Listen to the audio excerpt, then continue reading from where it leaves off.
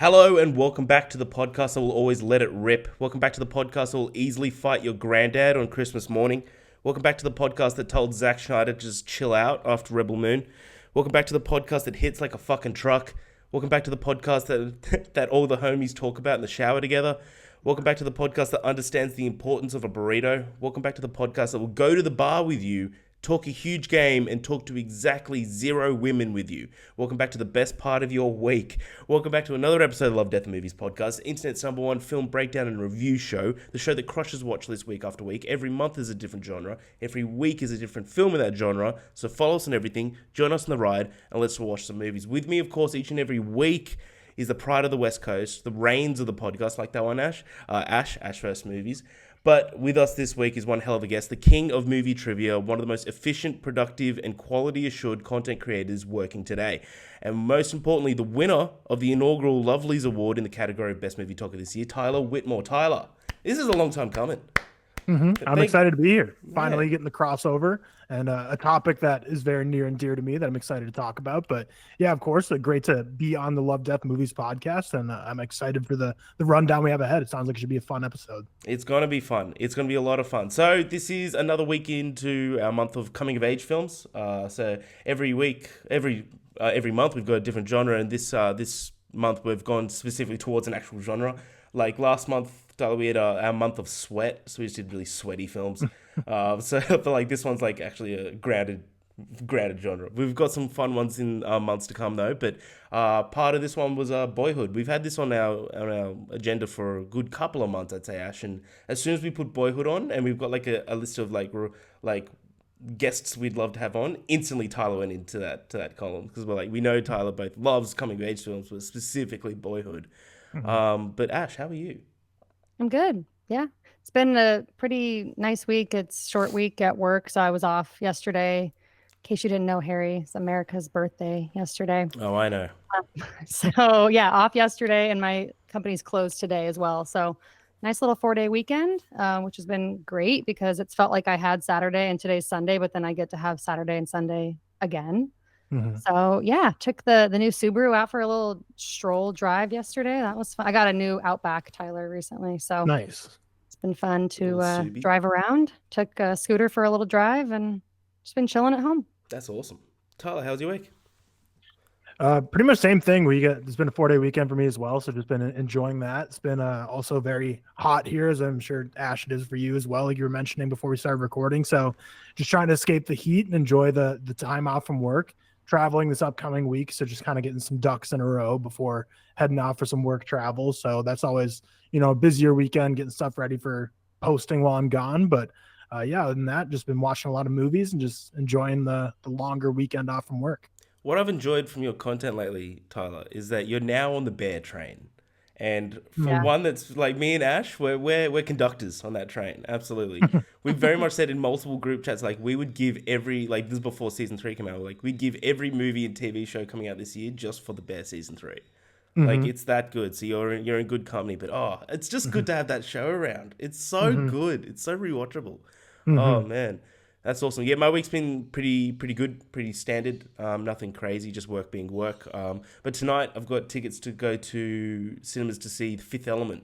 They're doing my local cinemas does retro movies, and it's like one of my brothers and mine favorite films growing up. They're like I'm a sucker for like a 90s sci-fi, so I cannot wait to go see that. So that's like my highlight that I'm looking forward to. But to start off this episode, we do this with the majority of our guests. Tyler, how this is going to work, and Ash has been here multiple times, and Ash, I'm sorry, you're going to have to do it again. You guys are a team, all right? This is a little game we're going to start, we play. You guys are a team, and you're trying to get an Australian citizenship. I've got 5 pieces of Australian slang, and you just got to guess what it is. So you guys work together. You can discuss amongst yourselves. Okay. Ash keeps getting citizenship, and then she keeps getting deported. So, I don't know what she's been Third doing. time you do this. Yeah, but where are you at right now? Are you a citizen right now, or have you just been deported? You're trying to get it back. Like when the last time you did this, did you succeed or no? Last time I did this was with George, I believe. Actually, I've only done this with your other co-hosts. Yeah, I did this George with and Cam Tyler. and then with George, Yeah, and George and Cam. so that was at least over a month ago. So it's been a How while. did they do? Did they do success, We fail? did, actually, I think Okay. we did okay. To recap, Ash, what does yeah nah mean? Yeah, nah Yeah. means no. Correct. And what does nah yeah mean? Yeah, that's the same in America though. We say yeah, Okay. no, and no, yeah. All right. Well, finally, one more recap. Ash, what's a shoey? A shoey, Tyler, you're going to be so grossed out by this. A shoey is where you put alcohol in someone else's shoe, and you take that shoe and you drink it. Yeah. I've never done a shoey, but I'm familiar with the term. So Yeah. hopefully I'm cultured enough in Australian lore that I can get some of these right. Yeah, absolutely. It's probably just Post Malone doing it all. Like he came to Australia and did like 7 shoeys in one show. It's great. Guy's gross. Guy's gross. Yeah. All right, first one, guys. What is a neck oil? A neck What? oil. A neck oil. A neck oil? Yeah, it's the name of something. 2 words? Neck oil, 2 words. What is it? The thing I learned, Tyler, is if I ask him to use it in a sentence, it adds a lot of context. You can ask me to use it in a sentence, of course. Yeah, that's a smart move. Let's hear it. Let's hear a sentence. Tonight, I'm going to have about 3 neck oils. It's got to be a drink. No, maybe it's a food. Neck oil. Maybe Well, I don't know. Neck oil sounds like something, kind of like opening up the throat. So I'm thinking like an alcohol, like a strong drink that would burn your throat up. Yeah. So I Goes don't know, down just like a smooth, shot of like something. water. I don't know what kind of liquor specific to, but I'm thinking something like a shot of some sort of liquor. You're going to the movie. I'm Oh, down to go wait, with so it's a true sentence, or like tonight actually for you are going to be having 3 neck oils, Harry? Yeah, Or is but that I'm Australian, so that doesn't have to technically be Okay. with the movie. I like Tyler's answer. I think I'll stick with I agree. Something about shots of something, alcohol. I'm gonna give it to you. You're going way too it's more general. It's just a neck oil is just like a drink, an alcoholic drink. Okay. Like have a couple of beers, have a couple of neck oils, because Okay. it like loosens up your vocal cords a bit. So weird. Gotcha. Number 2, if I'm going to the servo to buy a deck, where am I going and what am I buying? Going to the servo to buy a deck. You're so much of this is alcohol related is what I've learned over these past couple of months. we're a bunch of fucking degenerates, aren't we? Yeah, they drink a lot.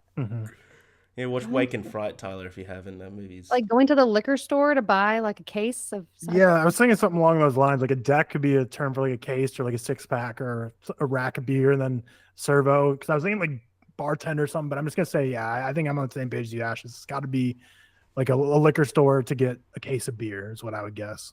I'm gonna give you half a point Okay. because a servo is a service station, like a gas station. Yeah. And a deck is a pack of cigarettes. That's what we call it. okay. A deck of darts is what we Gotcha. the full name. But I didn't want to put darts in there because we've just watched season 3 of The Bear. It's like we're huffing darts in here. But it's still going well, guys. Still going well. So number 3, give me the interpretation of this phrase. What does this mean? Well, we aren't here to fuck spiders. It's a very good phrase in Australia. And there's a more PG version. We're not here to put socks on caterpillars. Like to make things more complicated, or like I don't know. I think I'm overthinking it, but Yeah, I don't know. I was just thinking more just like, let's get down to business. Like, stop wasting time. I'm going to give it to you. Yeah. yeah, That's we're it. not here to fuck around, basically. Yeah, not here to fuck around. Absolutely. That's it. Not here to fuck spiders. You know? Okay. So good. Interesting. Okay. What does this mean if you're describing something like you just bought something and it's straight to the pool room? Straight to the pool room. Pool, like POOL. Yeah. Is that like billiards or like a swimming pool? In this scenario, it is billiards. Yes, it's a billiards room. This is a tough one. So, like, if you don't get this, I'm sure the immigration office isn't gonna. Is there any other way you can use it that makes it make more sense? Not really. Not You just really. bought something and you're off to the pool room. This is going straight to the pool room. Yeah. Like it's almost like almost like something you want, like an item that you're, I don't know, like almost like a trophy type thing where you like.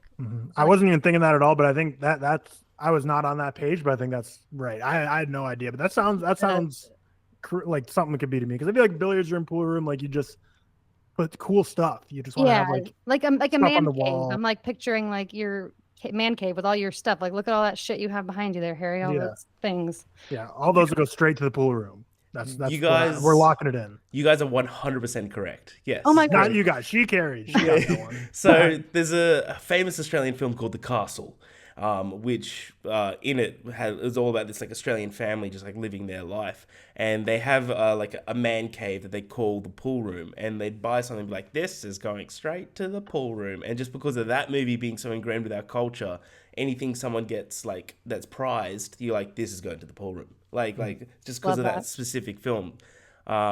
But yeah, I was gonna be surprised if you got that, to be honest, because I'm like, no one's watched The fucking Castle. Yeah, good work, Ash. She's catching on. It seems like she's done this enough. Too much time with you, Harry. Yeah, she's sick of this shit, Starla.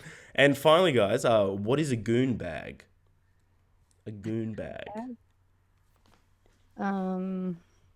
We are like, just looking at these phrases, we're disgusting people. Weird. You got to use that one in a sentence, I feel like. Yeah. What are you bringing to the party? I'm bringing a goon bag. It's not drugs. All right. Okay. Bag of candy. No, I'm just kidding. I don't know. A goon bag. Yeah, because initially before you said in a sentence, I was thinking like, if you and the fellas were going on a weekend or having just like a hangout and you're bringing stuff over for it, but going to the party bringing a goon bag and it's not drugs, but you're bringing it to a party. Yeah, I don't really know. I don't know. Like, I mean, a goodie bag of like stuff, like a bag of snacks and drinks, like just like I don't know. Yeah, snacks, drinks, games. I don't know, like all the stuff you'd want for like a fun night with the fellas. So goon means something totally different to me, so I don't know. Yeah, you guys are a little bit off. So a box of cask wine, you open it up and it's just a big bag of pure goon wine. Yeah. And that's what people bring. So they leave the box behind, they bring the bag, and you got a bag of goon. That's what you got. Do you guys slap the bag for the wine? Yeah. Well, like you got the little thing, and you get, like a little tap on it. Never. I'm very familiar with those, but never heard it called a goon bag. So that's the most lost I've been of these, where I couldn't even piece it together. Well, mate, when you come over to Australia, we can have some goon. We probably won't. We'll actually, we're adults now, so yeah, we'll do it with glasses. It is what it is. But you guys are into the country. Well done, Ash. Until you get deported the next time. Sorry. It's going to happen. They're on to you. They're on to you. Holy smokes. You and your new Subaru. Jesus. Guys, we're starting this off. Just a little, because like Richard Linklater is one of my favorite directors. I'm sure he's one of everyone else's here as well. I just want to kind of get a little gauge of like what your top 5 Richard Linklater films are. If like we all go around and just do like from 5 to 1. And like a little summary of like why each is where it is. And yeah, so Tyler, because you're the honored guest, what is your 5 to 1 for Richard Linklater? So all 5 of them? Yeah, I reckon just to get through it for sure. Okay. Well, I'm gonna group the Before trilogy just into one, even though I don't think they should be, but just because I want to put up 5 like different things as opposed to, because all 3 of them would be my top 5, but just keep it like fresh and talk about more movies. I'll just group them into one. So number 5 then would be Dazed and Confused, not his debut, but like the first film that people started really knowing who he is for. Just such a great hangout movie, which is what you could kind of boil down most of his movies to. Just a great hangout over. And the way he plays with time is so interesting too, because this is just like a 24-hour movie. We have Boyhood, which we're going to talk about in length, which is a 12-year movie. He has a 28-year movie coming up. The Before trilogy spans decades. But this is just a quick little, graduating high school, fun little hangout movie.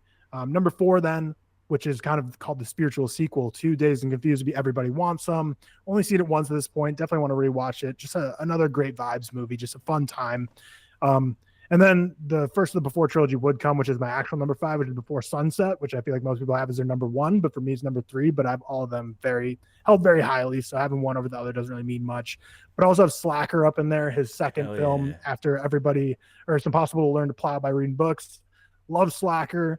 Just because It's Impossible to Learn to Plow by Reading Books shows off his like camera work and the ability to tell a story visually, but Slacker is when he really starts to develop that dialogue that we just know him for, where he has so many quotable lines that are so poetic and prophetic. That Slacker, I just love hearing these people just walk in and out of each other's lives and talk. Then I would have Before Midnight, Before Sunrise. So my trilogy ranking would be Sunrise 1, then Midnight 2, Sunset 3, and then Boyhood. So I'd go like Dazed and Confused, Everybody Wants Some, Slacker, before trilogy, Boyhood. Wow. Wow, that's Interesting. cool. Ash. Well, I feel like since we're talking about a trilogy, I feel like I have to kind of do the same general thing. I've So done it I'm as sort well. of going to give 7, but it won't take as long as Perfect. I've it done the sounds. same. I've done the same. So we're good. Okay. So for me, like, yeah, talking about basically all those same movies, but minus Slacker. Everybody wants some as like my 7. For him, it's probably, I think over time it'll get better, but that one is the most like, dudes being dudes kind of movie. And I'm not against that, but it's not as relatable for me. So I do love it. I love the vibes. But just not quite that like favorite level.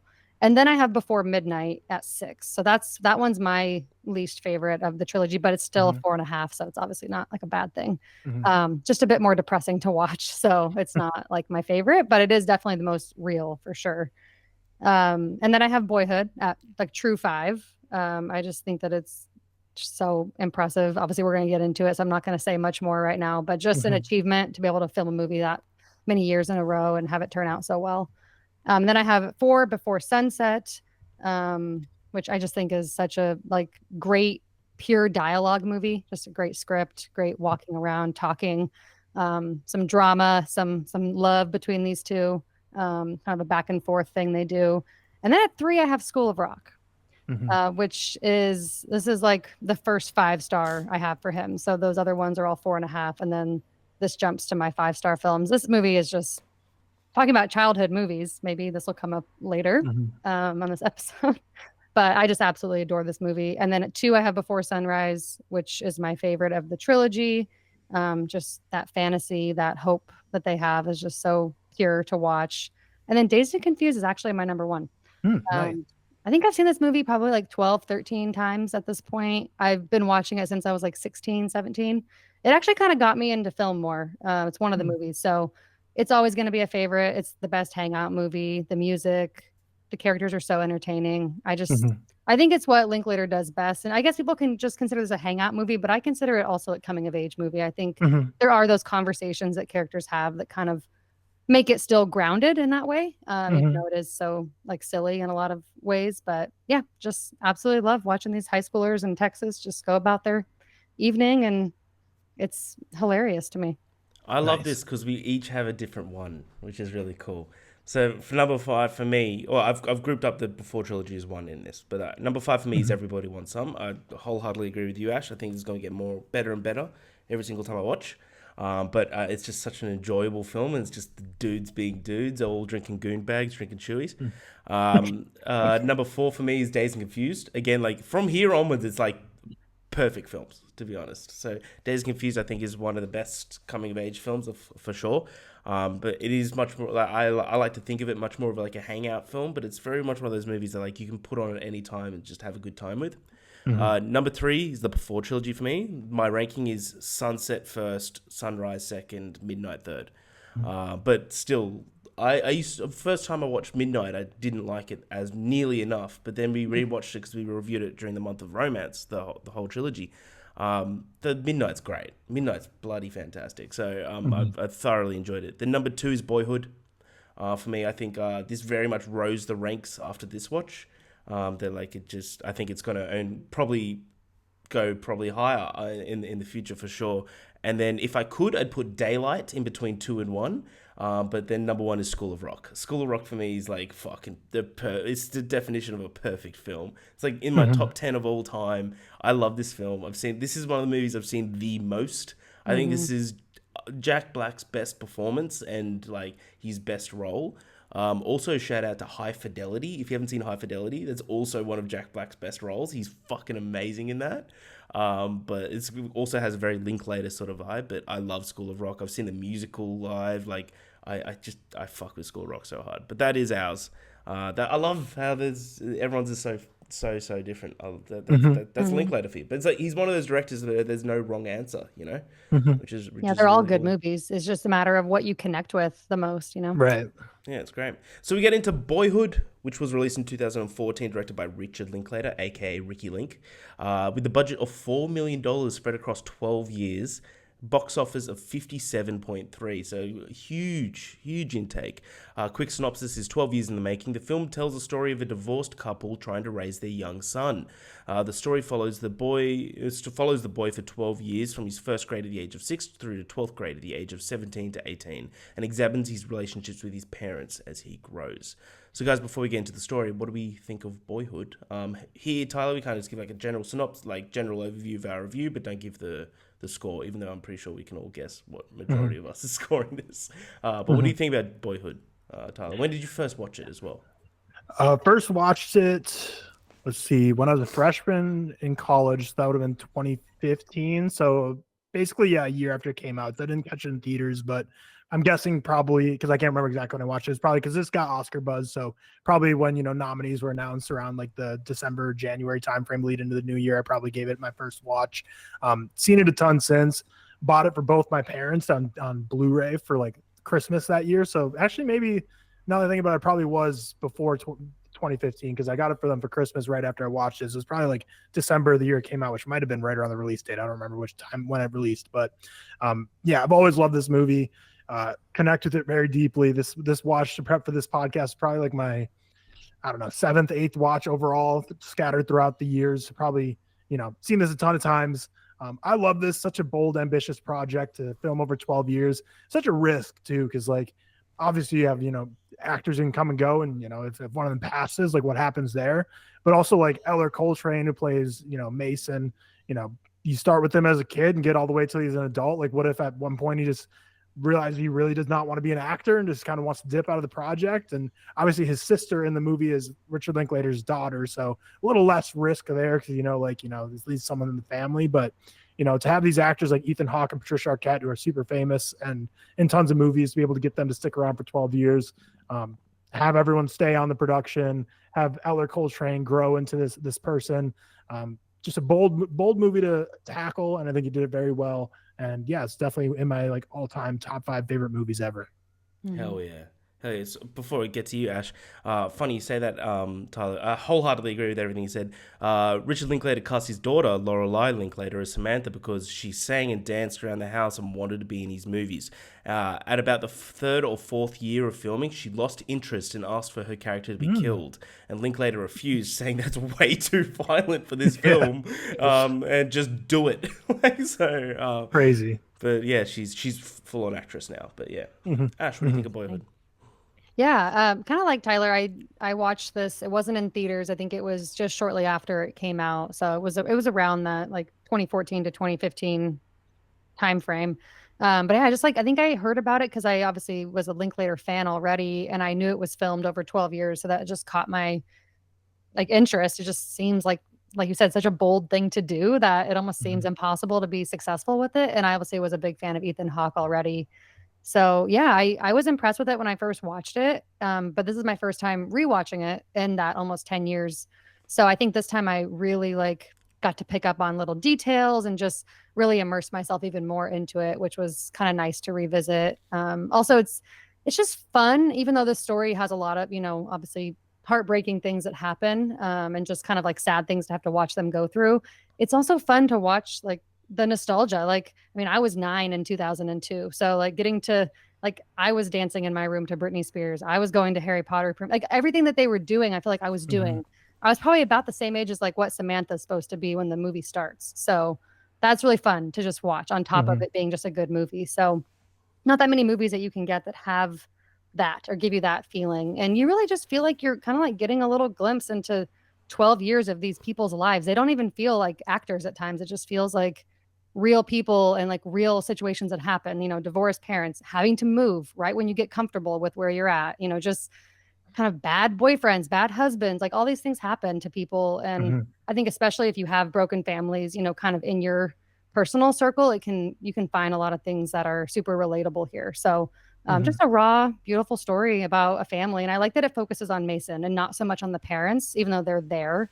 I think that was a really smart choice. So I love this movie, and I'm more excited to just rewatch it again down the road.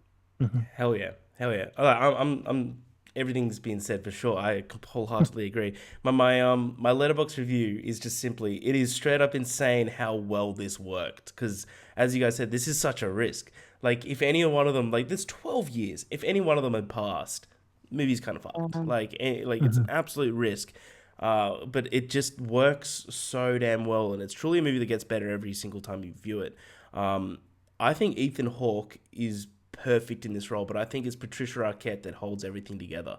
That like stone, that like emotional stone throughout each year of like everything she's endured just because she wants to keep this family running and family afloat is like heartbreaking as hell. But then you get to like the later years of like it's more like Ethan Hawke's turn to kind of take the reins, and I think it's just so well done. It's beautiful to watch. It's one of the easiest 3-hour films, one of the most accessible 3-hour films that I can think of.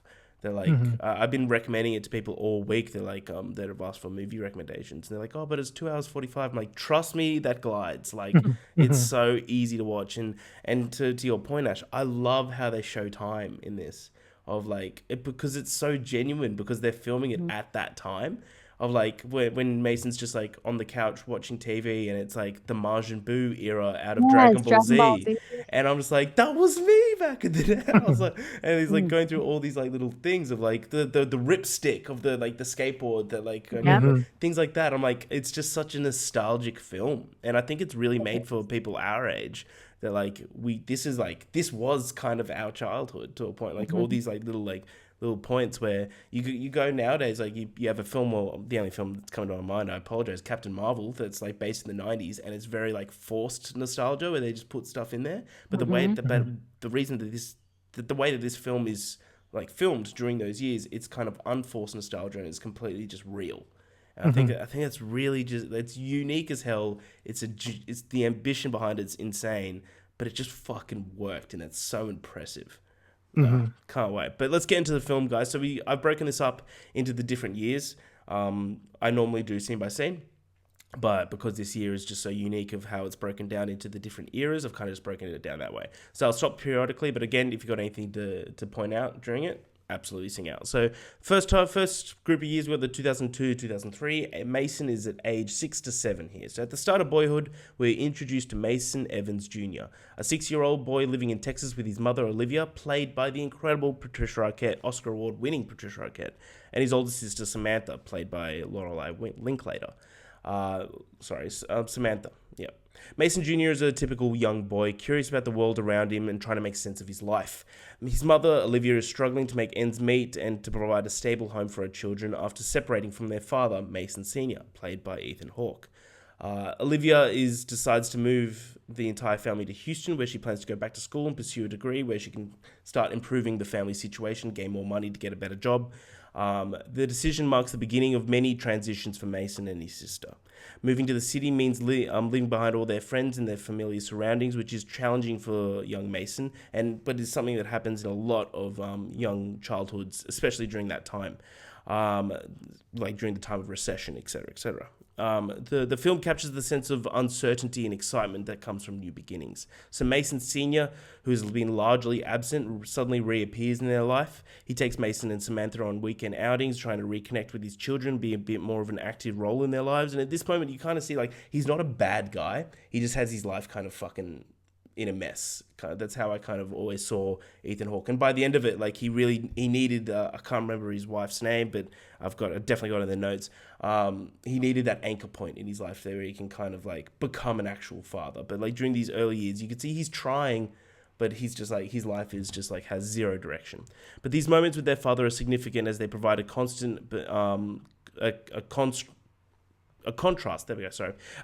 to a more structured and sometimes stressful environment created by Olivia's effort to stabilize their lives. So during this period, Mason's personality begins to emerge. He's observant, he's thoughtful, and shows an early interest in art and creative expression traits that continues on throughout the film. The film's realistic portrayal of a childhood includes scenes of Mason playing video games, fighting with his sister, and being curious about things like graffiti and music. It's boys being boys. The transition to Houston, the introduction of the new elements to their lives, sets the stage for the growth and changes that Mason and his family will undergo throughout the following years. The early stage of this film completely captures the essence of childhood and the beginning journey that spans over the next decade. So we get to the next part where Mason turns to the age of 8. This is during the year 2004.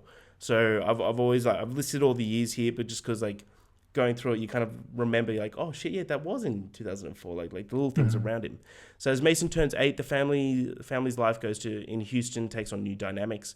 Olivia starts dating Bill Wetbrook, a professor at the university where she is studying and obviously teaches being a dickhead 101.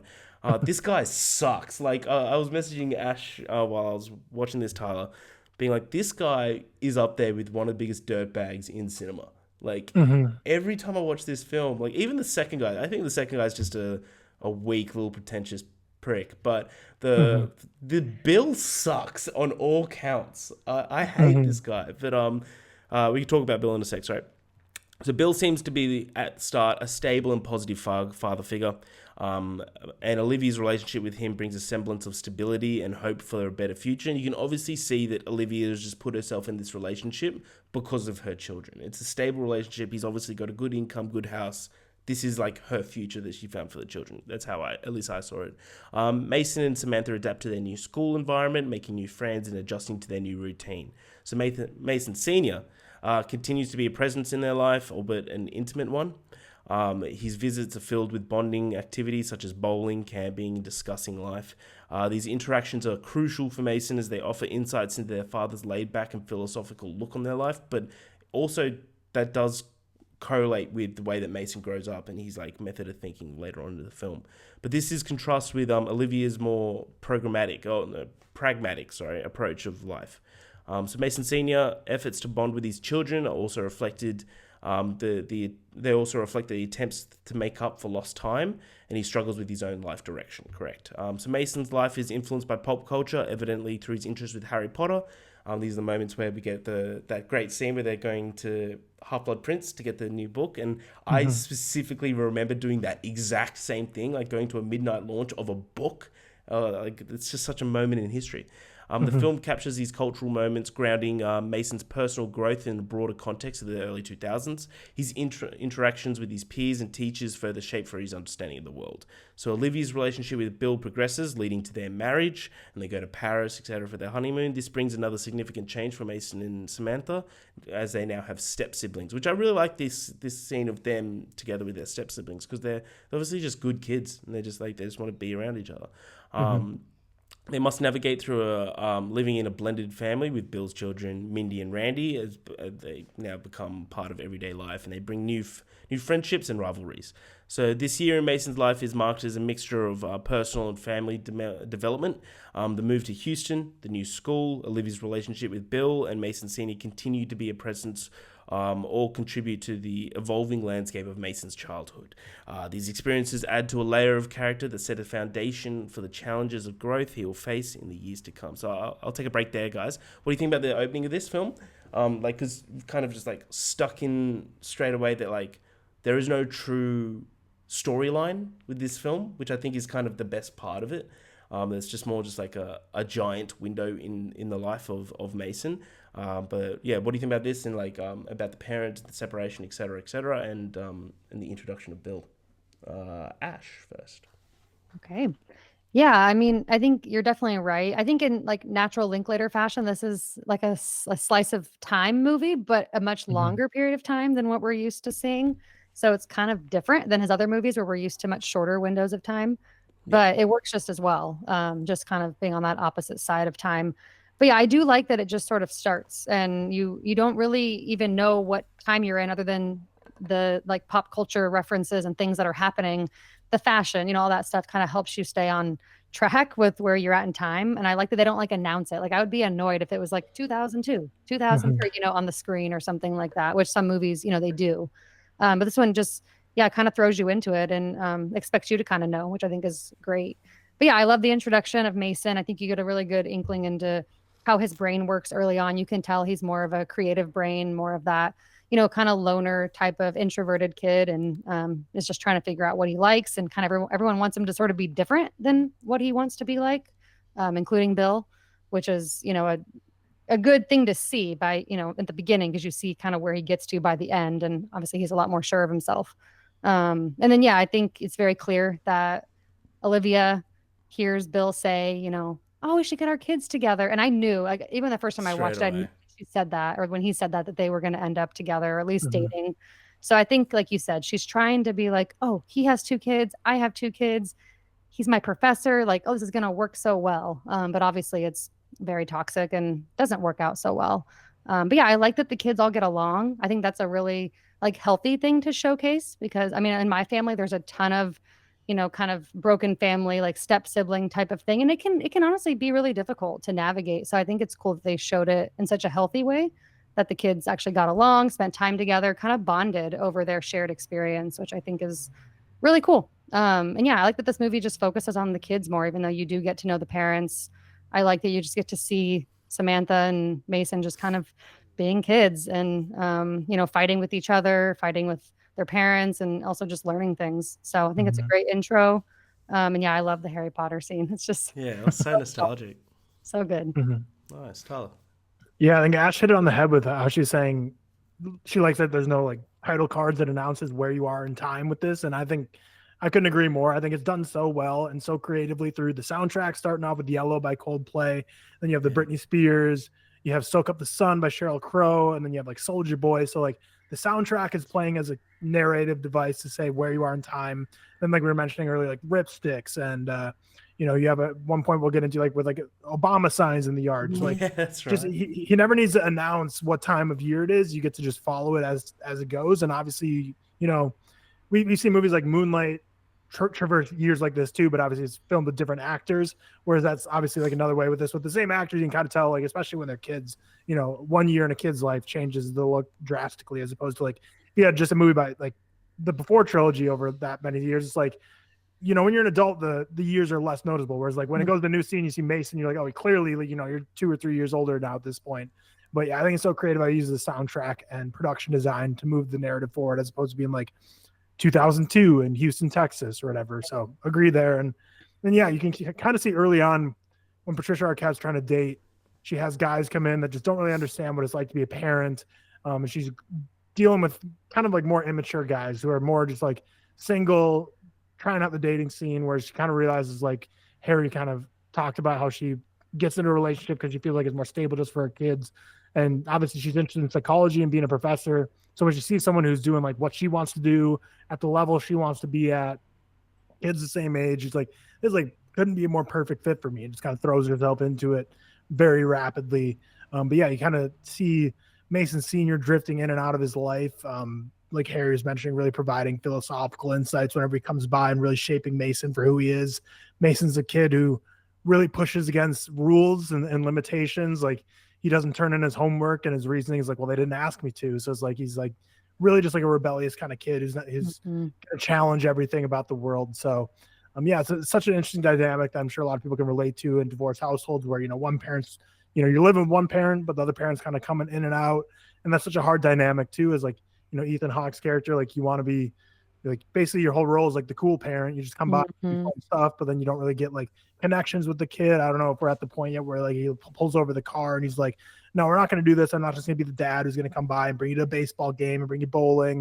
Like, you're going to tell me about your life. You're not just going to be like, oh, everything's good and peachy. So yeah, just a great opening third of the film to really set us up into what this family dynamic is like.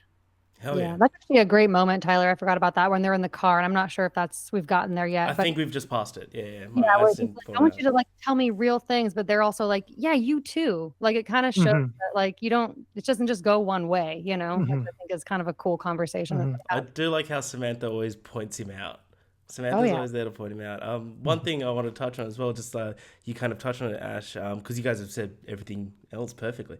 I love how this story is told through the eyes of a child. That it's like you're not privy to a lot of the bad shit. Mm-hmm. Like obviously we'll get to the point where Bill obviously becomes physical, with Olivia, but you don't see it. Like, you see her lying on the ground with the garage once, but Mhm. and she later on she's just like, how about she's like yelling at Samantha, it's like, how about having a drunk guy like smash your head against the wall or something, but you never see it because they're like, but you just know it's there because it's like Mm-hmm. because it's all from the eyes of the child, which I think is actually a better way to do it. It's like Mhm. this is a weird scenario. This is a weird analogy, but it's like Spielberg's Jaws. It's like Bruce the Shark, where you don't show the shark, but you know it's there. Like Mhm. and it's like it kind of makes it a bit more scary that way, and it's a bit more impactful. That like you can obviously tell how bad it is just by how Olivia is acting around it Right. and stuff like that, and like her being like so frantic, like we need to get the kids out. It's like obviously some fucked up shit's been happening. So like Mhm. things like that, I think is just really really smart and a bit more powerful than rather than just showing it to us. Mhm. Which I think is really cool. But we get to the next section, which is year 2005 to 2006. So Mason is aged 9 to 10 here. So as Mason enters the next stage of his life at the ages of 9 and 10, the complexities of his family dynamic continue to come to the forefront. Olivia's marriage to Bill introduces a new layer of stability, but also sees some unforeseen challenges. So initially, Bill appears to be a caring and responsible father, offering a sense of security that Nathan and Samantha have longed for. The family now lives in a suburban home, which signifies a step up from their previous living conditions. However, as time progresses, Bill's true nature begins to surface, and he's a fucking asshole. His authoritative and increasingly controlling behavior creates a tense atmosphere at home. Bill struggles with alcoholism, and that becomes way more apparent, and he becomes erratic and abusive, and his behavior starts to take a toll on everyone in the entire household. The once promising stability completely crumbles, revealing a toxic environment that Olivia, Mason, and Samantha must navigate. Mason's school life serves as a partial escape from the turmoil at home. He continues to explore his interests, and particularly within art and drawing. You can see here that you can already tell that the future holds just like a huge creative outlet to him. He's like him when he discovers like photography, like that makes a lot of sense. Like absolutely. That provides him with an outlet for self-expression. So his interactions with his friends and teachers contribute to his developing sense of self. However, the stress at home inevitably seeps into his school life, affecting his focus and emotional well-being. So during this period, Olivia's resilience is absolutely tested. She juggles her academic pursuits with the growing challenges of managing her household and protecting her children, that's tough. The strain in her marriage with Bill reaches an absolute breaking point, culminating in a dramatic and emotional decision to leave him. This decision is a pivotal moment in Mason's life, teaching him the importance of standing up against abuse and seeking a better life despite the difficulties involved. And this is the scenes that involve like the obvious, physical involvement. So Mason Senior, I thought, although this is a bit Hollywoodized, I thought there would be a scene where Mason Senior kind of steps in here. And I thought that too when I first watched it. They're like, there might be in the background. This could just be because he's the kid, because like he does reference him later on. And he's just like, where Mason Jr.'s just like, oh, you would have saved me from like a parade of drunken assholes, and he's like, he doesn't want to say a word, but I'm like, I would have just expected that because it's his kids as well. But like maybe it did happen, but we're just not told. Who knows? But Mason Senior remains a constant, albeit occasional father figure in Mason and Samantha's lives. His contrasting approach to parenting provides a respite from this chaos at home. So his philosophical conversations continue with Mason about life choices, freedom. Sorry, I feel like I've got that feeling I'm about to sneeze. And freedom, and leave a lasting impression of the young boy. I'm good now. Who's beginning to form his own opinions about the world. So this stage of Mason's life is marked with significant emotional and physical growth. The experiences of living with Bill, witnessing his mother's strength, and navigating the ups and downs of family life continue to contribute to Mason's evolving understanding of resilience, independence, and the complexities of adult relationship. These formative years shape his character and prepare him for the transitions and challenges that lie ahead. So we go to 2007, 2008, which is some of the years that we were touching on before, which is Mason's age 11 to 12 here. One thing that like we already said, I like how they don't say the year. I always like, it's obvious to see like, oh, you can see Mason's a little bit different. So we're a year past now. I always just see it for the length of his hair. Because all the different hairstyles, every single time is like he has like the one time where he's got like the full hair down there. Oh yeah. And there's like the of course when Bill fucking gets it all buzz cut and you're like, Yeah. I hate that scene. I hate that. I always wonder like how much of Mason's hair length was like, did Richard Linklater just go with what the actual Eller Coltrane was growing up like and just like sure, let's do it, or if like Linklater had a say and hair length. Like I know like the Harry Potter kids, for example, like they have very strict like you have to keep your hair this long for this next year and stuff and grow it out this year. Not wonder if I feel like Richard Linklater seems like a type of dude who's probably just like show up however you want to say. Yeah. We'll ride with it. I reckon absolutely show up because it'll be like he wanted it to be as real as possible, right? So he'd be like he wants the kid just live a normal life, and that's how he shows up to set, looking like a normal kid at that time. So I reckon definitely it just sucks if like this kid's grown out his hair. He's like, yeah, cool, we're shaving your head today. Like I would imagine that was probably written in the script. He would know going in for sure. Yeah. He's also getting paid. Like at the same time, he would have. He would have got a sizable bit of cash here. But yeah, so we get to 2007, 2008. So Mason's age 11 to 12 years. So the ages of 11 and 12, Mason finds himself adjusting to yet another significant change in his life. After leaving Bill, which I love how a lot of these relationships, you obviously see her leaving Bill, but the other guy next, I think his name's Jim or something, it's off screen that she leaves him. Like it goes like a year later, and she's like, "I've survived two bad divorces." You're like, "Good, she's gone." Like it's kind of movie about her. That's what's cool about it. But I love it how it's just like, "Yes, good, yes, Patricia, love ya." Adjusting to yet another significant life change after leaving Bill, Olivia relocates her family to a smaller apartment, symbolizing both a step back in terms of material comfort, but a step forward in terms of emotional well-being. What a line, Harry. This move is a fresh start for Mason, Samantha, and Olivia, allowing them to escape the toxic environment created by Bill's alcoholism and abuse. So Mason's middle year school years are a time of self-discovery and growing independence. He becomes more introspective, developing a keen sense of photography. Here we go. This new hobby allows him to see the world through a different lens. Nice. Both literally and figuratively. Photography becomes a medium through which Mason can express his thoughts, feelings, perspectives, and capturing moments that reflect his inner life. Olivia's determination to improve her family's circumstances continue to drive her. She earns her degree, which I love that she's doing this all in the background. She's like going through all education. I fucking love Olivia. She earns her degree and she starts a new job as a psychology professor, which brings a sense of pride and accomplishment. Her journey is a testament to her resilience and dedication to providing a better future for her children. However, the demands of her career and responsibilities of single parenthood mean that Mason and Samantha often have to fend for themselves, leading to a mixture of freedom and neglect. So Mason's relationship with his father throughout these years remain an important aspect of his life. Mason Sr.'s visits are filled with meaningful conversations and experiences that contrast sharply with the more structured environment by Olivia. Mason Sr. takes his family on road trips, introducing them to new music, encourages them to think independently. These moments are crucial for Mason's development, offering him a broader perspective on life. So socially, Mason navigates the challenges of adolescence. He deals with typical preteen issues such as peer pressure, the desire for acceptance and the search for identity. His friendships and interactions at school reflect the normal ups and downs of middle school life.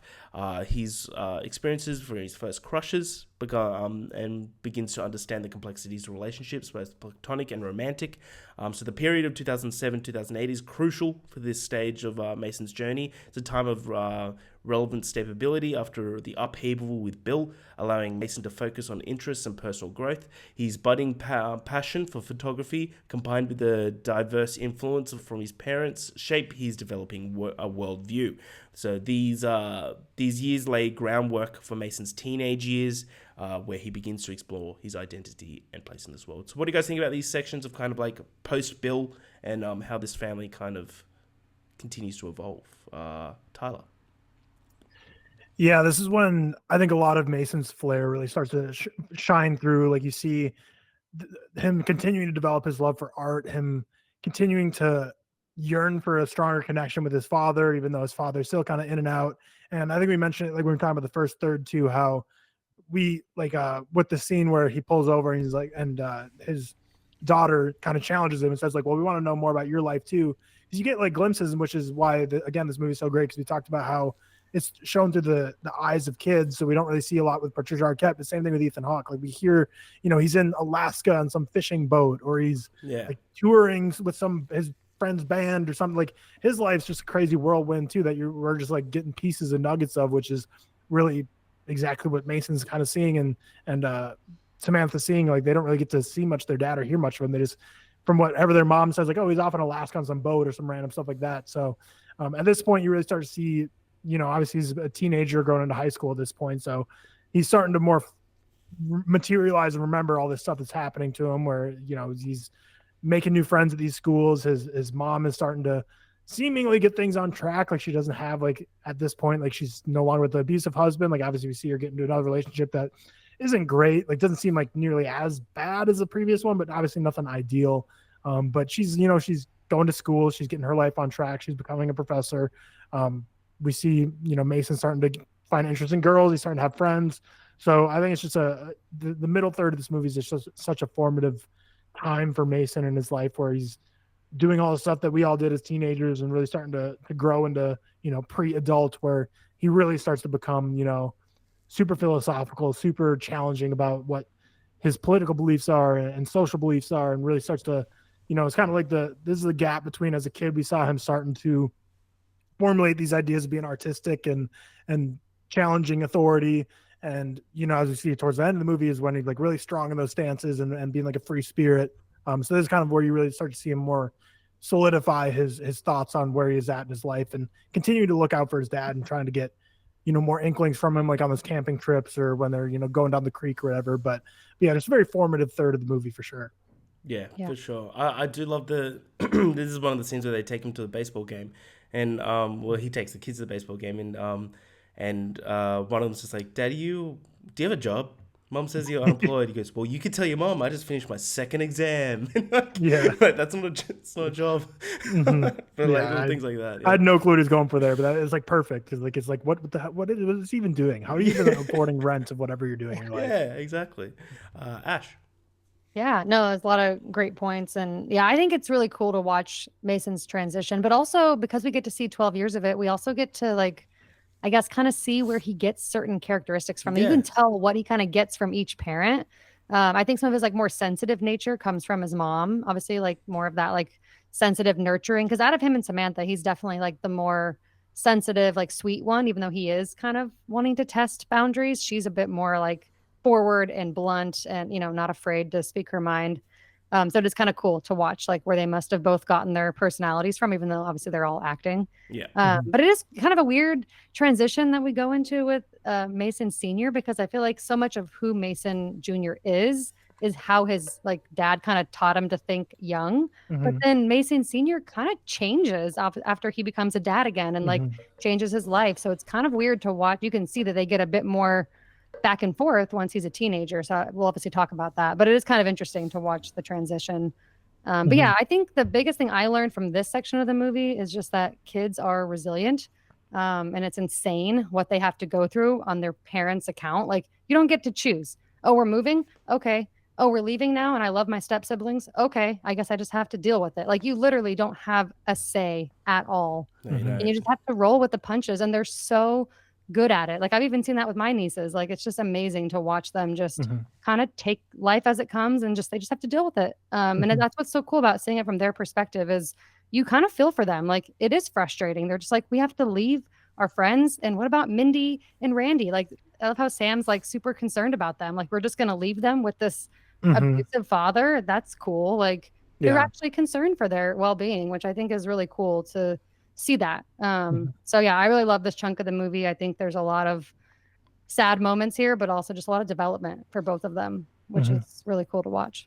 You're very right with Ethan Hawke of like how he completely changes, and I do think it's because like he needed that anchor point of his wife and the kid that he has again, and it's kind of just like he uses it like as like a second chance to, because he definitely fucks up the first time of having the kids, like of not being part of their lives. Like you could tell he's trying. He's a good dude. He's trying, but he's still like, he wasn't a father at all. Like you could obviously tell that, and that's what I think when he has that second chance with the second wife and the new kid, that's where it kind of comes from. But it also like, it's also a point of when you see Ethan Hawke growing up. Even though he's an adult, he's also growing up, like through this. Like you said, like he's very much like Mason's a lot like Ethan Hawke. then I truly think that like if we saw 10 years past this, he's going to be more like Ethan Hawke that he is at the end of the film, when he becomes like much more family orientated and ingrained, and like a lot less like hopes and desires of the entire world. The world's your oyster. Like that's not sometimes how life works. Like Well, I think that philosophical mindset is really easy to have when you don't have a lot of that's what I'm responsibility. saying. But When the then, responsibilities kick in, which yeah, is where Mason Sr. has it earlier on, even though he is a parent. It's just once he like marries someone else and has a baby, and he like, okay, well, she's got religious parents, so I better start cleaning up my act. Like he's changing and adapting for his new life. And when you're a kid and a teenager, you're just like, I don't get it. Why can't you just be who you want to be, say what you want to say, and do what you want, and not worry about the consequences? But it doesn't work that way sometimes. So it is interesting to watch the progression of their relationship. hell yeah, yeah. No, I love. We'll get to it, but I love her parents in this film. It's like, come here, son. Too much religious trauma watching. It's their just involvement. for like I'm Australian, so we don't have guns, but it's just like, you're 15, here's a shotgun. I lost it. I was Oh, like, come over to America, Harry. yeah, maybe I will. You know, maybe I will. You guys beat me at a care, so fair enough. So we transition to our next stage, which is 2009, 2010. Mason's age 13 to 14, so it's very much getting to his teenage years. So as Mason enters his teenage years, the transition from middle school to high school brings a new experience and new challenges. At the ages of 13 and 14, Mason begins to solidify his interests and personality. Again, his passion for photography deepens here, and he starts to see it as more than just a hobby. It becomes a more significant part of his identity, providing a more creative outlet of the way he interprets the world around him. High school introduces Mason to the broader social environment, makes new friends, begins to form deeper relationships, navigate through complex social dynamics of adolescence. The typical teenager issues of peer pressure, identity exploration, and the quest of belonging are central to these experiences throughout this entire period. Mason's circle of friends influences his tastes of music, fashion, and attitudes, contributing in his evolving sense of self. And that's very much like, again, we've said this, like Mason is a culmination of everyone around him. You can see elements of his parents, of course, but you can also see elements of his entire world around him, of like the main societal issues, but also like how kids now then were responding to everything. So at home, Olivia continues to work hard to provide for Mason and Samantha. Her new job as a psychology professor is demanding, but she strives to maintain a balance between her career and her responsibilities as a mother. I fucking love Olivia. I'm going to say that so many times throughout this. Olivia's resilience and determination remain a source of inspiration for Mason, although the demands of her time mean that Mason and Samantha often have to navigate on their paths individually. So Mason Sr.'s role in Mason's life, again, continues to be significant. He remarries and has a new baby, and introduces Mason to the concept of blended family from another perspective this time. This time it's a lot more positive. Despite these changes, Mason Sr. remains committed to spending time with Mason and Samantha. His laid-back philosophical approach to life continues to offer Mason a different viewpoint compared to Olivia's structural and practical approach. Mason's academic life reflects his growing independence and curiosity. He begins to excel in subjects that interest him, particularly that involve creative expression. You can just tell he's just such a philosophical kid. His teachers notice his talent in photography and encourage him to pursue that further, except for that one teacher that is just such a dick for no reason, because he's like trying to finish a project and he's spending too much time in the darkroom. Like, that guy has way too much going on at home. This encouragement helps Mason to see his potential and consider future possibilities in the arts. So during this period, Mason experiences his first romantic relationship. These relationships are both exciting and challenging, and teaching him about love, heartbreak, emotional connections, etc. His interactions with girls and complexities of teenage romance add another layer to his personal development. One thing I love to add here, you can tell he's been raised by a single mum. Of the way that he acts towards these girls and stuff like that, of just the way that like he's much more like on an emotional level, rather than it's just like Chad the jock guy, like nothing like that. He's much more just like, again, this is from his dad as well, from the like philosophical attributes of his life, but you can just tell he has like a respect that a lot of teenage boys don't.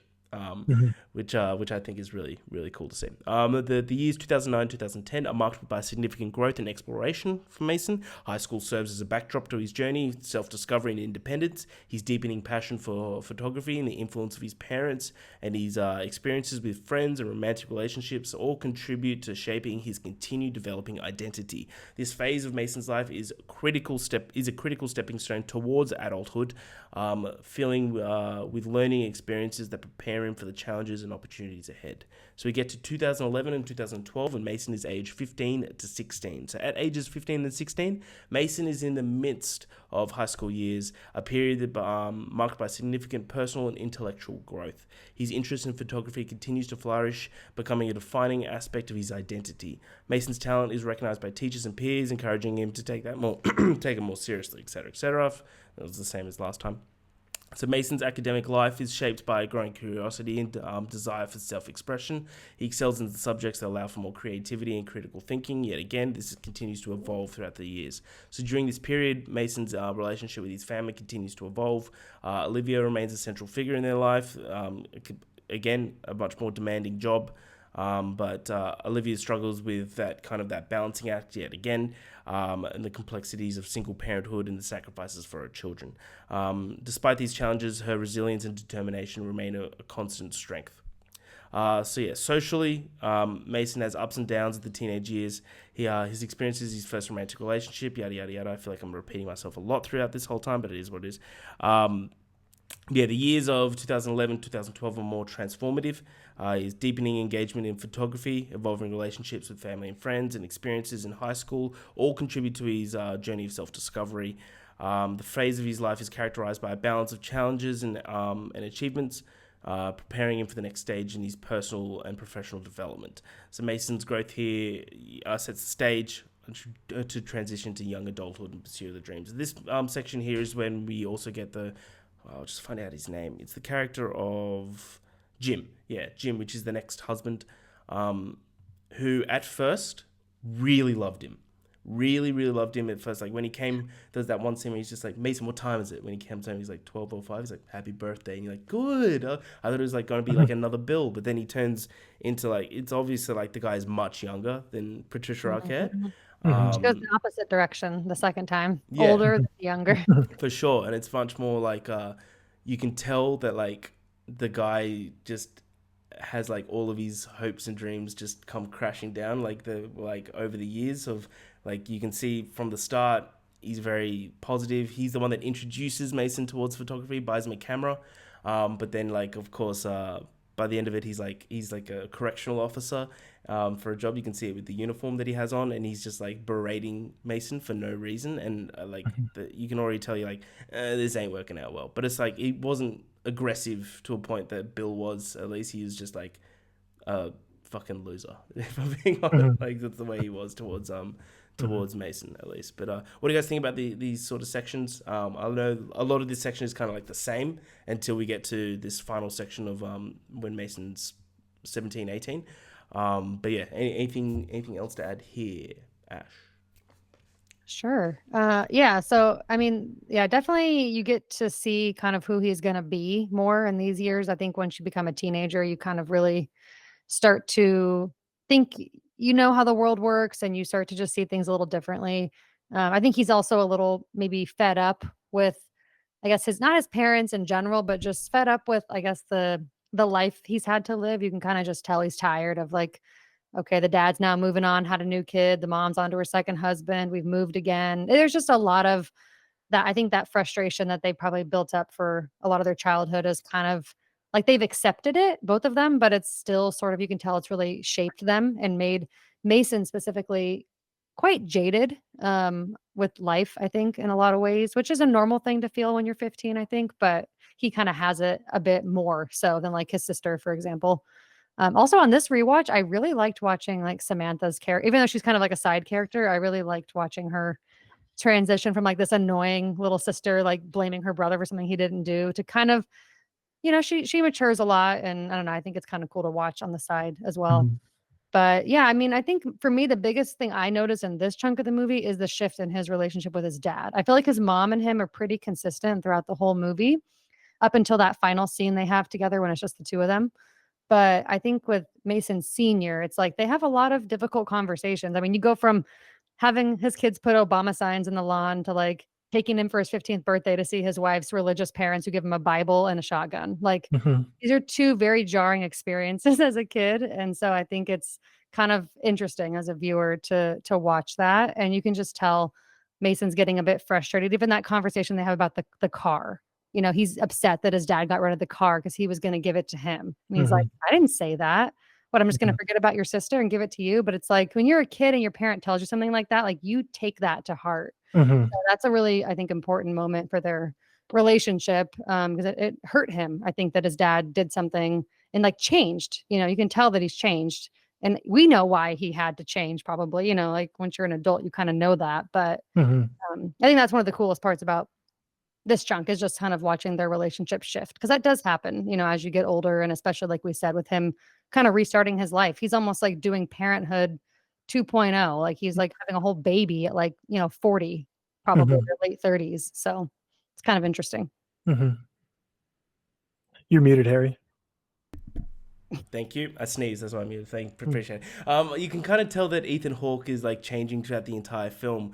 That like little things like in the conversation of like from the start he's like a musician and he wants to tour, etc., and then he's just like yeah I mean I work for this insurance company now. He's like I thought you were a musician. He's like I'm still a musician. World's expensive. Like it's like you can tell he's like putting beside his like passions to get to the real world like slowly. So yeah, I wholeheartedly agree. Tyler, anything to add in this section? Yeah, I think again with our new. Does he becomes a husband, right? Yeah. They do get married. Yeah. You kind of just see just another character who life doesn't turn out how they were expecting. I mean, we see that with Ethan Hawke's character. Finally, he's cleaned up his act, and it's interesting because you see Mason. He still kind of maintains throughout the entire movie, Mason Jr., the want of musing on philosophy and making life whatever he wants it to be, being more artistic. Whereas we see, you know, Ethan Hawke do that same thing, but eventually mid-30s or so, he realizes like this is leading me nowhere. I got to tighten up my act, and he gets married and starts to, you know, he's on the straight and narrow and has his life put together. And then, you know, with the second husband, or I guess technically her third husband now, you have this guy who was in the military and then he was in her class. So you assume like, you know, he gets like the military paid for school type deal. So he seems like he's, you know, doing all the right steps to have a fulfilling life post military, and clearly we see that doesn't turn out to be the case. He gets a job that I don't think he really ever dreamed of having in a negative sort of sense, and then that kind of just shatters him from being a, you know, happy-go-lucky guy to being an asshole. Whereas, you know, we kind of see all these people go through that same transition. They don't all become assholes, but like Ethan Hawke goes from happy-go-lucky to more structured and by the book, and we see, you know, one guy go from happy-go-lucky to, you know, an ass. And, you know, it's just, how is Mason going to be influenced by all these people that kind of have like a, you know, come to Jesus moment where they realize they have to change a lot about their lives and it's not going to be how they thought it would be? And how is that going to impact him going forward, as he has a lot of, you know, aspirations that aren't necessarily cookie cutter aspirations that are going to be pretty hard to maintain and to find a living out of, to be honest. Like, so how is this all going to change him being impacted by all these people that have their dreams crushed? Like, will that be the same for him? We'll see. Yeah. Did on your first watch of this, did you guys think that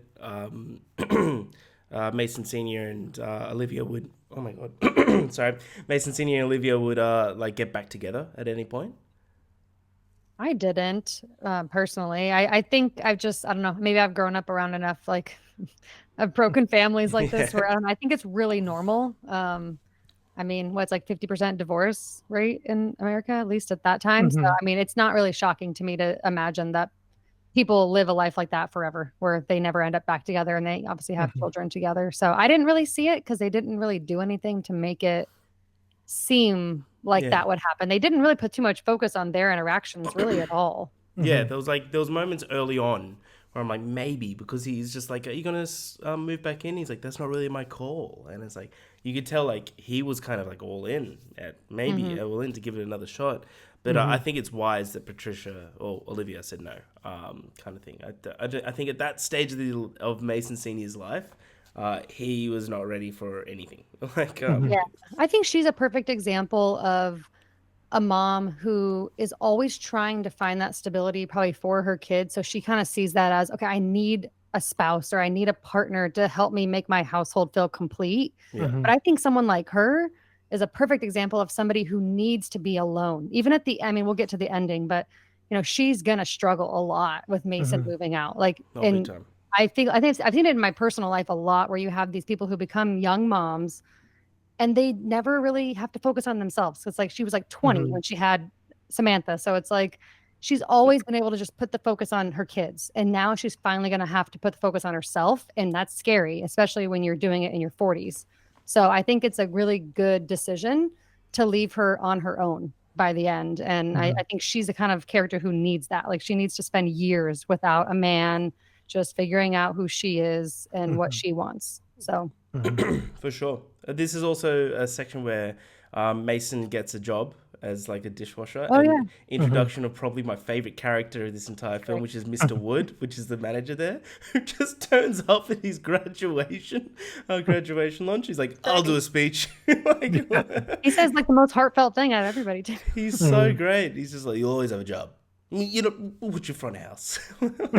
He's so good. I do love when he walks in, because I think that's in the section next, but I'm not sure if I touch on it. But where he walks in and goes, wait, that's your mom? Whoa. He's great. I love Mr. Wood so much. So we got the last section, which is 2013, 2014. Mason is age 17 to 18 here. Sorry, before I start this, we'd also, I hadn't noted it down, but we also introduced to like his first like very important romantic relationship, which was with Sheena, which they were both great together, I thought. But obviously by the end of it, they were just on completely different paths.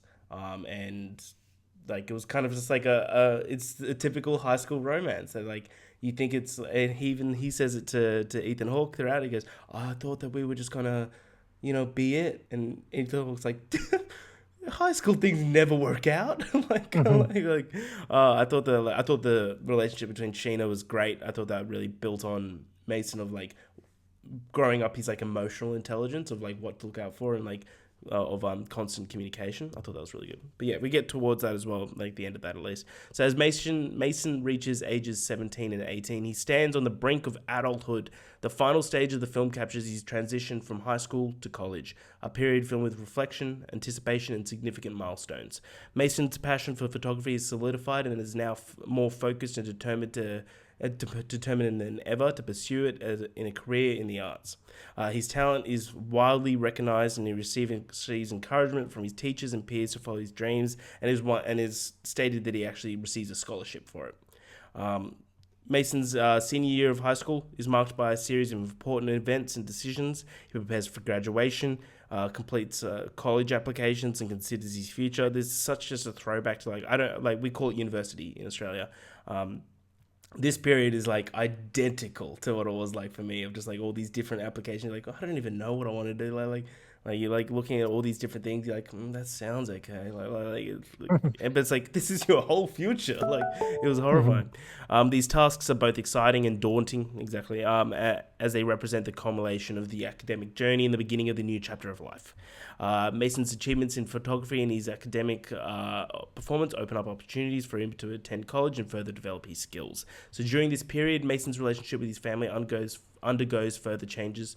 Olivia, proud of Mason's achievements, reflects on her own journey and the sacrifices that she's made to support her children. Her role as mother and provider has been central to Mason's growth, and their bond remains strong despite their challenges that they have faced. Olivia's resilience and dedication continue to inspire Mason as he prepares to embark on his own path. Mason Sr.'s influence remains significant. His philosophical conversations with Mason about life, choices, freedoms, resonate deeply as Mason contemplates his future. The contrasting parenting styles throughout this entire film provide Mason with a balanced perspective, helping him both appreciate the importance of both stability and independence. Socially, Mason's relationships with his family and romantic partners continue to evolve. He experiences the excitement and uncertainty of young love, and navigates the complexities of friendships, and learns valuable lessons about trust and communication. These relationships play a crucial role in shaping his emotional maturity and understanding of human connections. As Mason prepares to leave for college, He reflects on his journey so far, specifically in the scenes of just him and Patricia Arquette. The film captures these moments of introspective, highlighting the significant experiences and influences that have shaped him throughout the entire film. Mason's graduation is a moment of pride and accomplishment, not only for him, but for his mother as well. Just seeing exactly what she's been able to accomplish over these years through him, symbolizing his readiness to take on new challenges and opportunities. The transition to college represents a new beginning for Mason. He moves out of home, steps into a new environment, and begins to explore his independence fully. The film's final scene depicts Mason arriving at college, meeting new people, and contemplating the future. The film ends in both... The ending is both open-ended and hopeful, emphasizing the continuous nature of growth and the endless possibilities that lies ahead. So the years 2013 to 2014 encapsulate Mason's journey from adolescence to adulthood. His deepening passion of photography, evolving family dynamics, personal achievements all contribute to the readiness of this new next phase of his life. This period is marked by significant milestones, reflective moments, and the anticipation of what the future holds. So Boyhood concludes with a sense of optimism and curiosity, capturing the essence of Mason's journey and the promise of what is yet to come. And also has one of my favorite final scenes ever, of just like how simple it is. And it's just like him and this girl's like, are they going to end up together? Maybe. Like they obviously already showing interest together, but who cares? It's like this kid is like continue to grow, and he's a good kid, and he's got a future. You can tell this kid's gonna go on to do some good shit. So that is Boyhood. So what do you guys think about the ending of this film? And give me like your overall review and give me your score. Tyler first. Sorry, Ash. Yeah, I love the ending of this film. Especially like that final scene, like you were saying. I absolutely adore it. And as you mentioned, do they end up together? Do they not? We don't really know. The answer is probably not. First girl you meet in college, probably maybe they date, maybe they're just friends, but probably not going to be the lifelong partners with each other. But he's finally getting that freedom. My absolute favorite part of the movie is the back-to-back scenes of first is with him and Patricia Arquette in the house when he's packing up, and she's like, do you want to take your first photograph you ever took with you? And he's like, nah, I mean, it's my first one. That's all the reason to leave it behind. Then she obviously has that breakdown. She's like, kind of just having this cathartic release of realizing like her life has just been all these milestones. Like Ash was talking about how, she hasn't really gotten to grow on her own. It's always been through her kids. So she's like, my life's just been, I got born, I graduated, I had a kid, and now I'm raising my kids. And then soon as going to be my funeral. She really hasn't been able to process what her life has become by being a mother so young. And I love that scene of her breaking down because she's realizing she's going to have an empty nest, and she's scared to realize that now she has to focus on herself, which is a scary thing for anyone to do at any age of their life. But that followed up immediately by him driving off to college, which I believe is like El Paso. I don't know exactly. It's like Alpine, Texas. So it's like, okay. Isn't that east, like towards New Mexico or west? West. Yeah. So it's several hours away from like Houston and that area where his parents are. So yeah, definitely more in it's near Big Bend National Park. So that's like right on the border of like Texas and Mexico. So far away from his family. And when he's driving, in that song "Hero" by Family of the Year plays, which is one of my favorite needle drops of any movie ever. It's so good, isn't it? It's so that good. Followed up just by that immediately following that emotional scene with his mom was just so powerful. Easily my favorite part of the movie. But yeah, you just he finally gets all his freedom. Like we've seen him develop this life of ups and downs and influences, positive and negative, and influences that are more strict by the book and some that are more loosey-goosey. And it's like, how is that? Basically, we've watched over 12 years, all these things influence his life. He's finally going off on his own now. What's he going to turn out to be? And we don't really get a resolution or an answer on that, but it's just such a freeing moment to end the movie on, just seeing him finally go off to college, far away from home, kind of like his dad mentions in his graduation speech, like at the house, where he's like, he's staying in state to honor our agreement, but going, about as far away as possible within the state still, which obviously anyone in America knows, and I'm sure a lot of people outside of America knows, like Texas is, in terms of state, larger than most countries are. So you can be very, very far away from each other while still being in the same state. And also, I'm assuming they're still in Houston. So Houston is like as far east as on the coast of the ocean. So like basically they're like two polar opposite sides of the state that probably, was 10 plus hours of a drive to get to each other. So still in the same state, but pretty much far removed from his family. And, kind of like Harry mentioned, we kind of it leaves it on a note of optimism, of intrigue, of having the world by it's oyster, and you can really make whatever you want out of it. And yeah, it's just a very powerful final act. Really love to see, just to ponder like what's going to be of his life after this. And as a result, like once the credits hit, it makes you think about your own life. And obviously all of us being at the age where, we grew up during a lot of these same years. So it kind of is a good reflection piece where, people who are way older than us or way younger than us that watch this in many years from now, like it'll be interesting to see how much they gravitate towards it, because, they can still relate to a lot of the themes, but maybe like the time periods and eras that they're going through is different. But yeah, I don't know. This final act is just so great for me. So many emotional moments that really just leave it on such a high note. And yeah, great movie. One of my all-time favorites, like I said. So, it's obviously a 5 out of 5 for me if it's going to be one of my all-time favorites. But yeah, love this final act. Probably my favorite act of the movie for sure. Hell yeah. Ash. Yeah, let me just follow that. Well done, Thomas. Yeah, I mean, I think you honestly said a lot of what I wanted to say, just said it a little bit better than I probably would have. But I agree. I think this final act of the movie is also my favorite. I think once Jim is gone and it's just her living, like, I love this scene where they like even talk about like, should I move? Should I put the house on the market? Like, you're going to be gone soon. She's like, oh, fine. I'll just be a poor whore in a big house by myself. Like, just some of the lines that she has are so funny. Which is nice in a movie that's like this emotional. It's nice to have those little funny lines. But yeah, I love their relationship. I think especially once Sam is gone, you can kind of just tell like he has a different type of love for his mom, and respect even through everything she's kind of dragged them through, which I think is really cool. And yeah, I love that scene you're talking about, Tyler, with them in the apartment, and she sort of like set up the apartment, and it's like this is going to be her place now. She's got it, like she's about to go on her journey of like figuring out her own shit while he's doing the same thing, but just he's going to college and she's like a 40-year-old mom. So it's kind of an interesting parallel. That they're both kind of going on a journey of self-discovery at this point. And yeah, I love him meeting his roommate. You can just tell like instantly that he like found his people. I think is the coolest for me to watch. Absolutely. Like, I just love that. And they're like, hey, we're going on this hike. You want to come? Here, take this. It'll kick in when we get there. Like, it's just, you can just tell he's about to enjoy his, 4 years at college or however many years he's going to spend there. And I do love the scene of him driving across the state. And it's like, of course, he was upset about the car.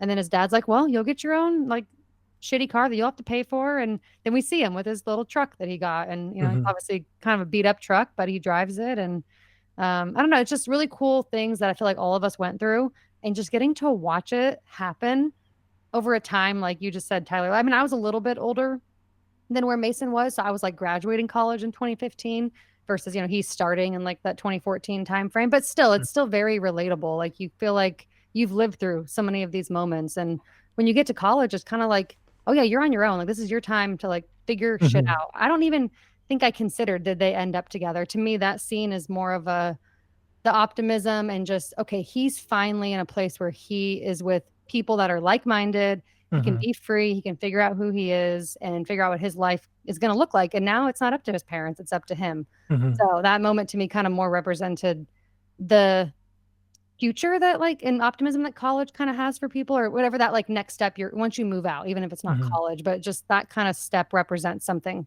for everybody. And I think the way they just leave it and end it like that is just, it's just perfect. And yeah, I think the last like 40 minutes of this movie are just absolutely perfect. I give it 4.5. That's not like a bad thing. I think it'll go up over time.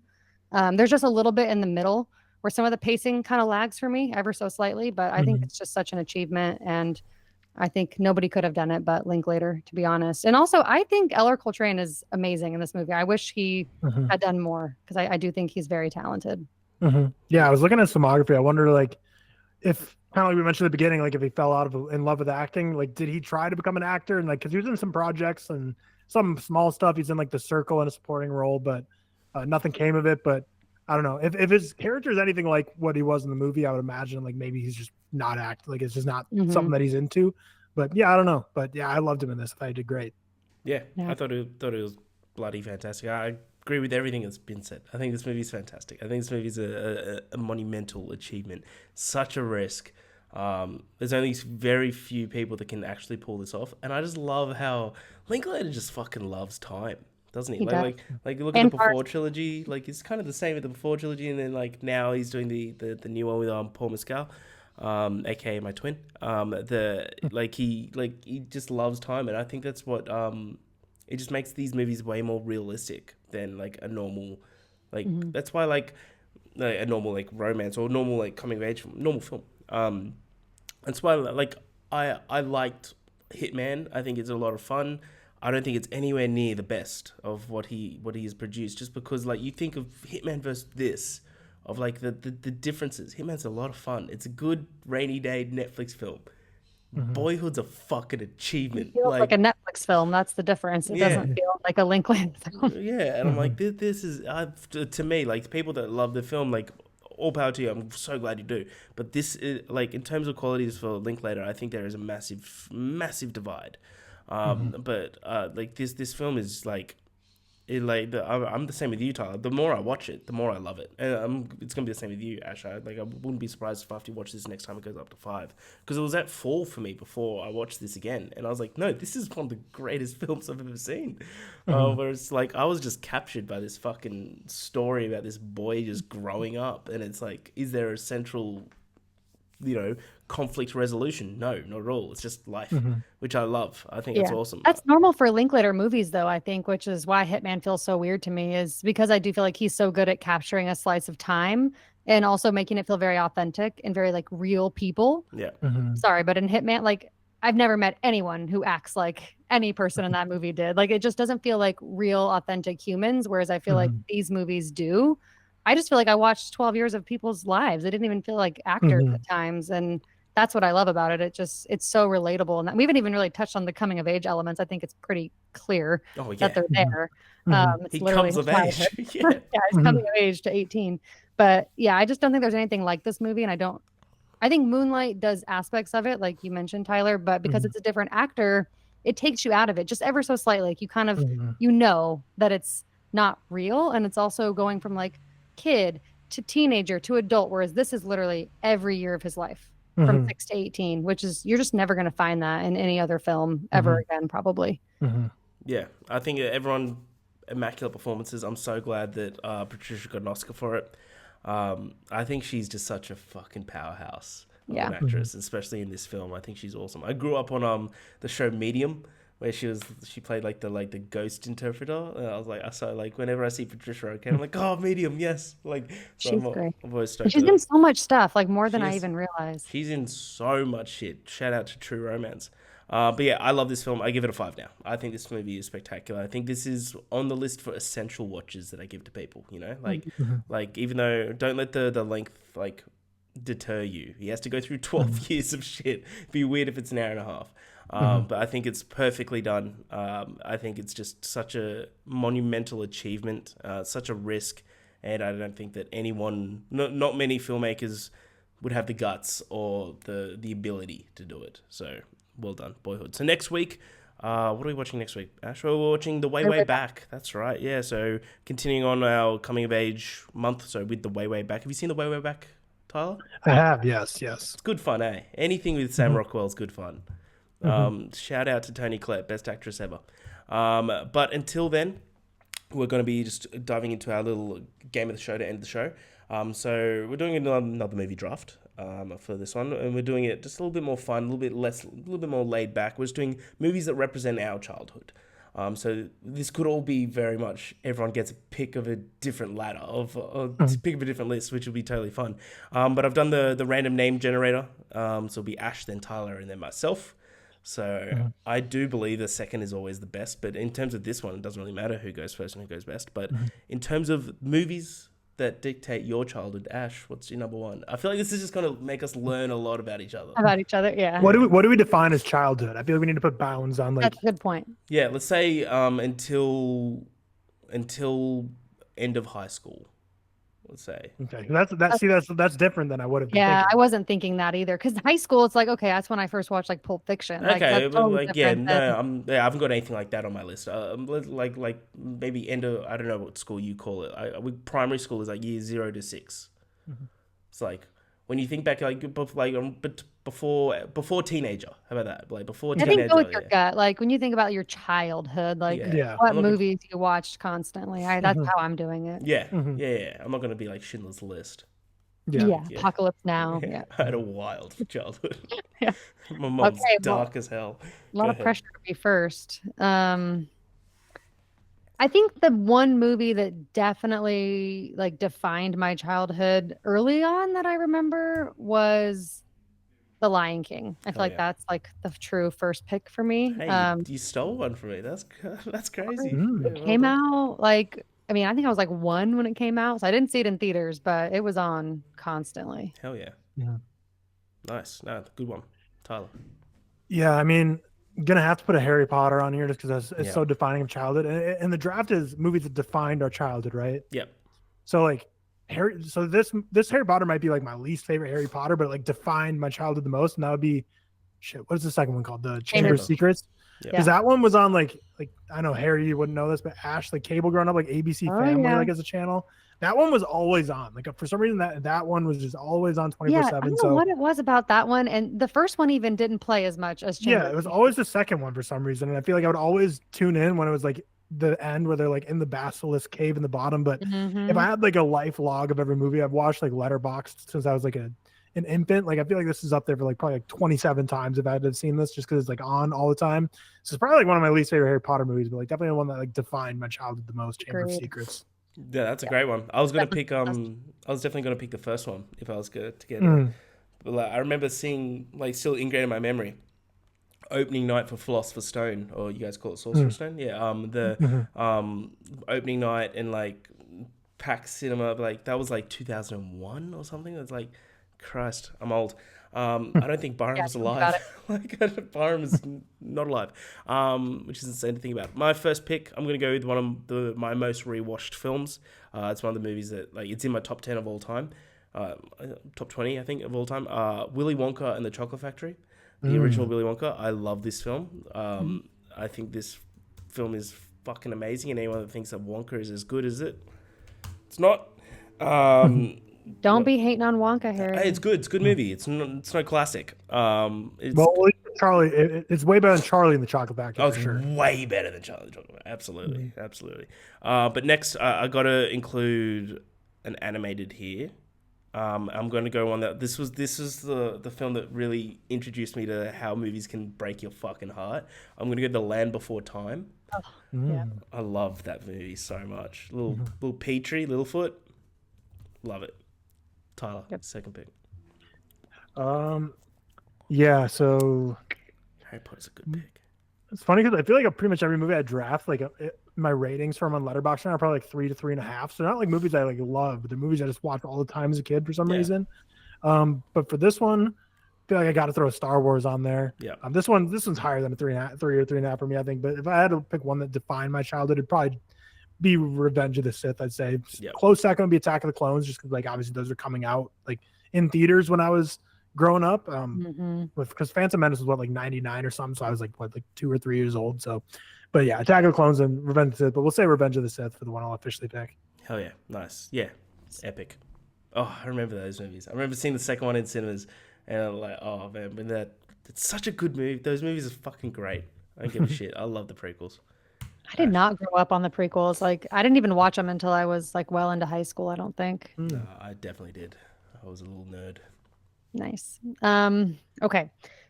So back to back for me, right? Back to back. Okay. So there's a couple that are like in the same vein of this like type of like blockbuster movie feeling, but this is probably the one I watch the most and I still love it. And that's The Goonies. Hell yeah. Just visited the Warner Brothers actually lot and bought a t-shirt because I had to. Nice.